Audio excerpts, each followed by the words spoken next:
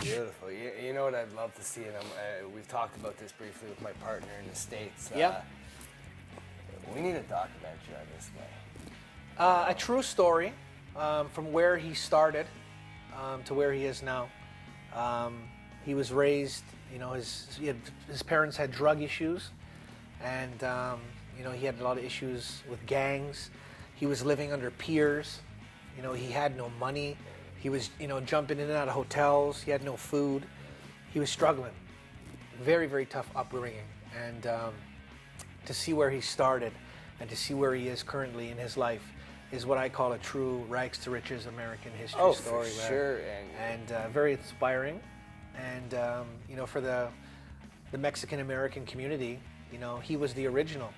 You know, everyone talks about Cain Velasquez, you know, but Tito Ortiz was the original Mexican American hero. For sure. So all these kids coming up in the United States, you know, who are Mexican Americans, even in Mexico, they look up to him. He's like a true god. Oh, for sure. You know, which is amazing, because it shows that if you can put your mind to anything, that you can accomplish anything that you want to do.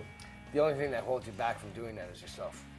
You know what I mean? Exactly. If you got the heart and willpower, like Tito's a prime example, straight from the barrios with the roughest upbringing to, Yes. you know, he's now that icon and poster boy for mixed martial arts. So it shows you right there, if he had a quitting attitude, I definitely don't think I'd be sitting beside you right now. No, he doesn't have that kind of attitude. Tito overtrained. That was his thing. Yeah. You know, he just didn't stop, and he was relentless. And you know, to get to the level that he was at and to stay at the level he was at, you have to be a certain type of individual. You have a lot of guys who win the title, but they don't defend it. No. You know, no. That's not. Matt Hughes said you can't be a true champion until you defend your title. Exactly. He defended it 5 times. You know, John Jones broke the record, and John Jones is, you know, doing his thing now. But to defend that title as many times as he has, you know, it's a lot of work. Oh, for sure. And back then, there was some bad dudes back then, man, to prevent that guy from keeping that title.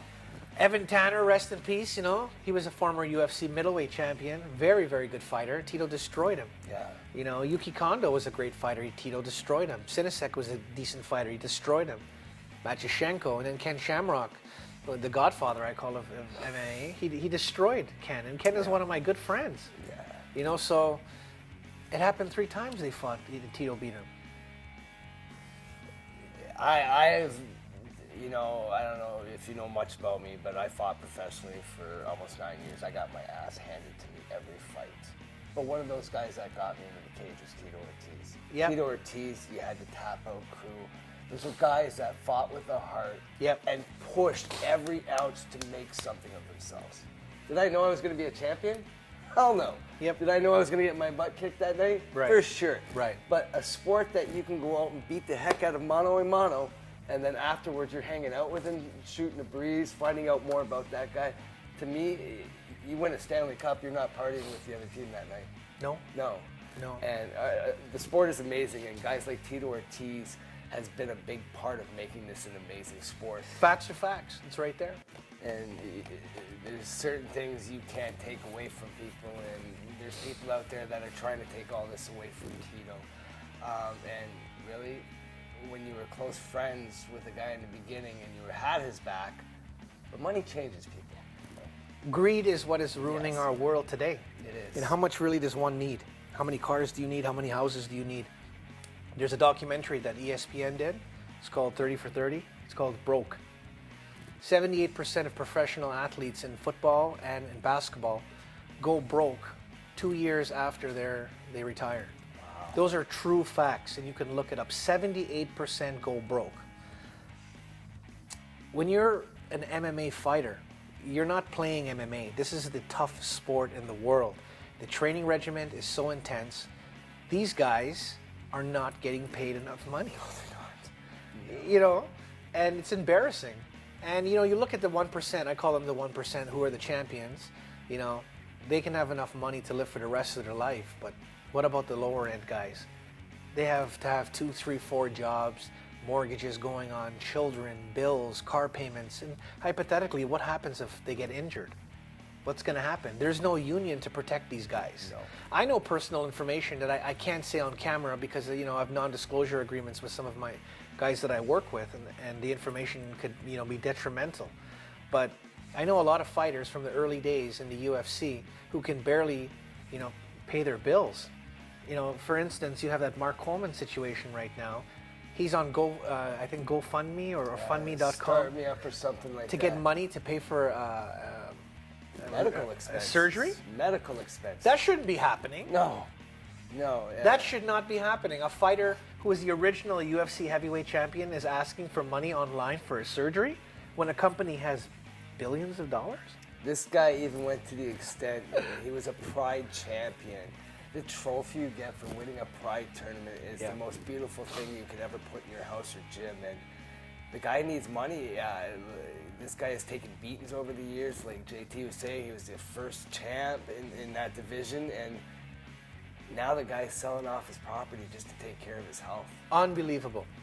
And this goes back to what Tito Ortiz held out for. More money. Because he deserves more money. He's putting the people in the seats to come and see the events, and he's not getting compensated properly. And then he gets put, he gets painted with his brush like he's some evil person. He's not an evil person. No. He's very big into charities. He's a very giving individual. I know I've done a lot of autograph signings with a lot of fighters through our agency, the Inner Circle. And I know fighters that look at their clock and it's like, okay, my 2 hours is completely finished. I'm only getting paid for 2 hours. I need to go now. Whereas Tito Ortiz gets paid for 2 hours and the line is so long. And, this is true information I'm saying right here. I said, Tito, we got to go. We have a dinner. We have a party we have to attend.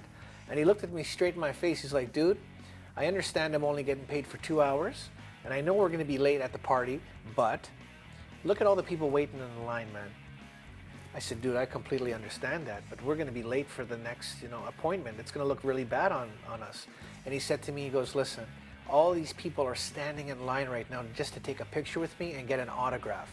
There is no way in hell I am going to leave while they're standing here and not get a picture and an autograph. I will stay here until the last person leaves with my picture or an autograph because they're here for me. And without them, there's no me. And that's basically the type of individual that he is. I know other fighters, and I'm not going to say their names because I'm not like that, but I've seen guys who are like, dude, 2 hours is done, I got to go. And the line is down as long. Yeah. And they don't care. They just want to get their money and they want to go. And you're calling him greedy. This is what contradicts, it makes me sick, and this is why I do what I do. To set, the facts straight and to tell the truth, because the truth will set you free.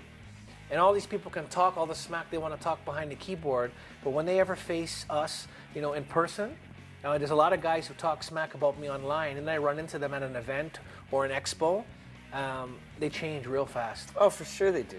They change real fast. And it's happened on many occasions. They talk their smack, and then to my face, and then everything changes. It's all good, though. And they do the same thing to Tito Ortiz. They talk smack behind his back, but then 5 minutes later when they see him in person, Tito, can I have your autograph? Can I take a picture with you, bro? It's all good. And he takes it like a champ. He takes it and he says to me, I'm never going to forget this. He goes, they can talk bad about you, they can talk good about you, but at least they're talking about you. That's it. And neither bad or good, you're still in the light. That's why he's the superstar that he is. So with Tito, there's some rumors going on with some stuff maybe coming up in the near future with him. Can you indulge anything on what's going on? Well, everyone can see online on his Twitter and Punishment Athletics Twitter and our whole network. We are pushing for a title fight right now for him and Bellator for the light heavyweight championship against Liam McGeary from London, England. Very talented individual, very respectful guy. I've met Liam on numerous occasions, and I have nothing bad to say about him. He's been very respectful to the legacy of Ortiz and what he's done, and he said, and he's gone on record, that it would be an honor to fight Tito, and it would be an honor to defend his title against a 5-time defending UFC champion and Hall of Famer. So we are pushing for this fight. It's going to happen. I don't know when, but it's going to happen. The date will be set soon, and once it's set, Tito's going to become the Bellator light heavyweight champion. That's the plan, and he's going to train hard for it because he's got 2 more fights on his contract with Bellator, and see what happens from there. for young kids coming out there that are learning, we'll say the UFC way instead of MMA. I call it the Zuffa way. The Zuffa way, exactly. Because they are the biggest brand in mixed martial arts. The UFC has done a great job with their branding. Yes. And, you know, Dana White and the Fertitta brothers have done phenomenal work to keep growing the sport. And it's phenomenal to see where it is in 2015, you know, from where it was in 1993. Oh, wow, yeah. You got Reebok coming in as a clothing sponsor for every fighter in the UFC's and roster. it's only going to keep on growing. But you know, I want to see it keep growing. But I also want to see the history told properly. You know, you can't erase the history. You can't. You can't do that. That's like saying, you know, Michael Jordan, you know, didn't contribute what he did to the Chicago Bulls becoming what they were, you know, or Muhammad Ali not doing what he did to make boxing what it was. Without Tito Ortiz, there'll be no UFC, there'll be no mixed martial arts. And that is the honest to God truth. For sure it is, because they made the statement to put it on the map. And they fought each and every week, each and every day, every year to make it to where it is this day. And unfortunately, some people have just turned their backs on some of the most important fighters out there. Like you touched base on Frank Shamrock. Frank Shamrock is an unbelievable fighter. He works really close with my partner James in the States. They're working on some TV shows right now. And not only was he a great fighter, the guy's a down-to-earth guy, man. Yes. You walk up to him and he'll have a full-on conversation with you. And like he was saying, some of these new fighters, they don't give a damn about anybody but a paycheck. And those guys don't make a sport, they break a sport. But for you, JT, what can you tell kids out there to who they should look, not necessarily who they should look up to, but what would you tell them on maybe doing their homework about mixed martial arts? Mixed martial arts is it's the greatest sport in the world, hands down. In my personal opinion, it disciplines you. It makes you realize what hard work really is, and it changed my life, you know, and it could change, you know, any kid's life. And if a kid has a dream, he can accomplish anything that he wants, because without dreams, you can't really live.